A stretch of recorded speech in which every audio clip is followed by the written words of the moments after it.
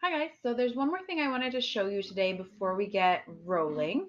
So if you go to your course content, there's two pages that could be really helpful just for kind of understanding the expectations of how the day works, that kind of thing. So if you go to your course information, there's a lot of information about how you're being evaluated, etc. And it's good to read all of that and get your parents or guardians to read the note to parents. In the teacher section, there's some information just about my day. So, for example, I always am going to try and be online between 9 and 10 a.m. So those are my office hours. So if you need to chat or whatever, you can count on me being there. If I can't be there during that time, then I will post in the news item when my office hours will be. So if I have an appointment, I'll just reschedule my office hours for that day. I think that's all that I need to tell you about that.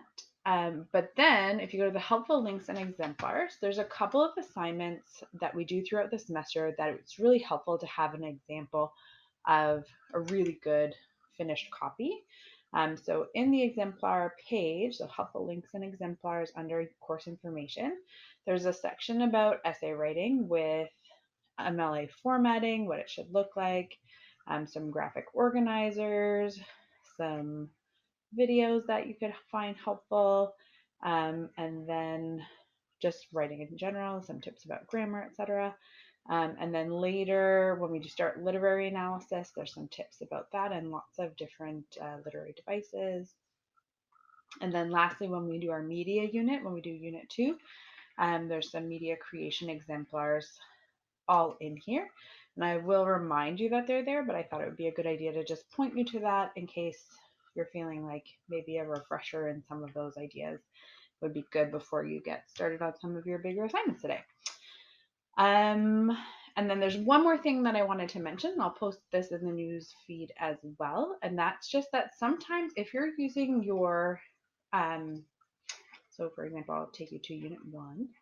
If you're using the podcast tool that reads the explanations and um, content to you, then sometimes there's a discrepancy between what's recorded in the podcast. So like if I were to hit play here and what's in the text. So sometimes we've changed readings, etc.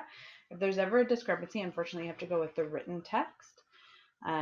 So make sure that you check as you're listening to the podcast, follow along and make sure that there's nothing that's kind of gone askew.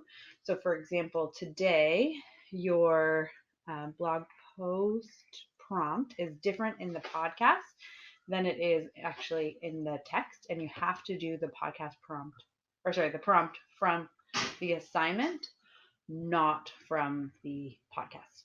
All right, hopefully that's helpful. If you have any questions, please post in the discussion board. Okay, talk to you soon.